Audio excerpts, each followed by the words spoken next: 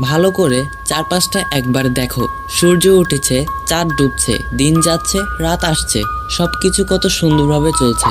কিন্তু একটা প্রশ্ন করি, এই পুরো মহাবিশ্বের কেন্দ্র কোথায়? আর যদি বলি এই পৃথিবীটাই হতো মহাবিশ্বের কেন্দ্র, তাহলে কেমন হতো পৃথিবীর জীবন? সূর্য, মঙ্গল, বৃহস্পতি সব কিছু পৃথিবীর চারপাশে ঘুরছে। ভাবতেই কেমন অদ্ভুত লাগে, তাই না?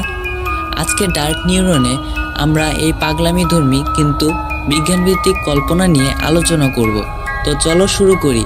কিন্তু মনে রেখো, এই মজা করার জন্য বলছি না, বরং দেখাবো বিজ্ঞানের নিয়ম ভাঙলে কী ধরনের পরিণত হতে পারে। তাহলে চলো শুরু করা যাক ছোট্ট একটি ইন্ট্রো দিয়ে।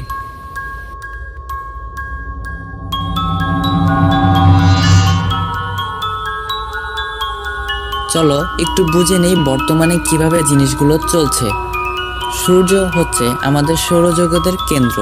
তার চারপাশে ঘুরছে 8টি গ্রহ, সাথে উপগ্রহ, গ্রহাণু, ধূমকেতু মিলিয়ে কয়েক লাখ বস্তু। এখন প্রশ্ন, কেন সূর্যই কেন্দ্র?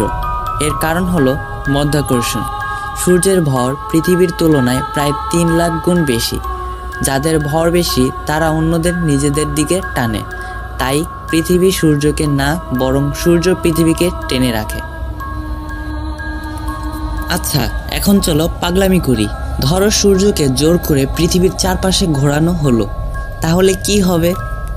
সূর্য যদি 24 ঘন্টায় একবার পৃথিবীকে প্রদক্ষিণ করে, তাহলে প্রতি সেকেন্ডে তাকে 50 কিমি পার সেকেন্ডে নয়, প্রায় 50 লক্ষ কিমি পার সেকেন্ডে গতি লাগবে। কিন্তু আলোর গতি হচ্ছে 3 লাখ কিমি পার সেকেন্ড। সূর্যকে পৃথিবীর চারপাশে ঘোরাতে হলে তাকে আলোর থেকেও 17 গুণ বেশি গতিতে ছুটতে হবে। বিজ্ঞান বলছে কিছুই আলোর চেয়ে দ্রুত হতে পারে না, এমনকি সূর্যও না। এবার ধরো শুধু সূর্য নয়, সব গ্রহ, উপগ্রহ, ধূমকেতু, গ্রহাণু সব কিছু পৃথিবীর চারপাশে ঘুরছে, তাহলে কি হবে? প্রথমত, কক্ষপথে ত্রিমাত্রিক জ্যাম হবে। গ্রহগুলো একে অপরের খুব কাছে চলে আসবে, ফলে বিপুল সংঘর্ষ এবং মহাজাগতিক দুর্ঘটনা ঘটবে। প্রতিদিন আকাশে ফায়ারওয়ার্কস হবে, তবে উৎসব নয়, ধ্বংসের উৎসব। ভাবো তো, এক সকালে উঠে দেখলে ওমা, শুক্র আর বৃহস্পতি পরস্পরের সাথে ধাক্কা খেয়ে বিশাল আগুন হয়ে গেছে, তখন কেমন লাগবে? এবার আসি সবচেয়ে গভীর কথায়।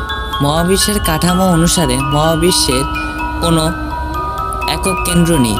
বিগ ব্যাং তত্ত্ব বলছে মহাবিশ্ব সব দিকে সমানভাবে প্রসারিত হচ্ছে, প্রতিটি গ্যালাক্সি অন্য গ্যালাক্সি থেকে দূরে সরে যাচ্ছে।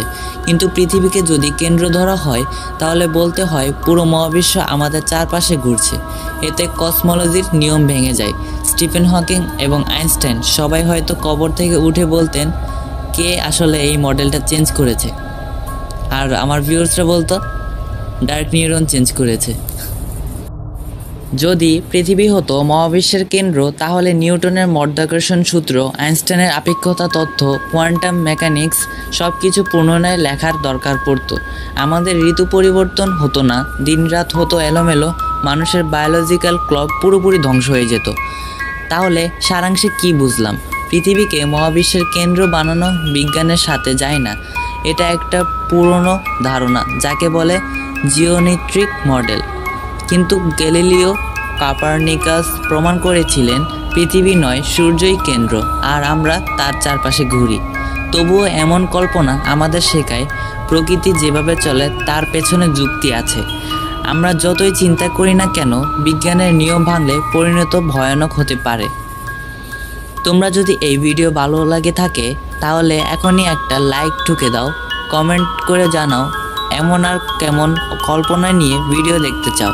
আর যদি এখনও না দেখে থাকো আমাদের ভিডিও ডার্ক ওয়েবের ভয়ঙ্কর গল্প, তাহলে ভিডিও শেষে ওটা দেখে এসো, কারণ ওটা না দেখলে তোমাদের জ্ঞান আধা অন্ধকারে থাকবে।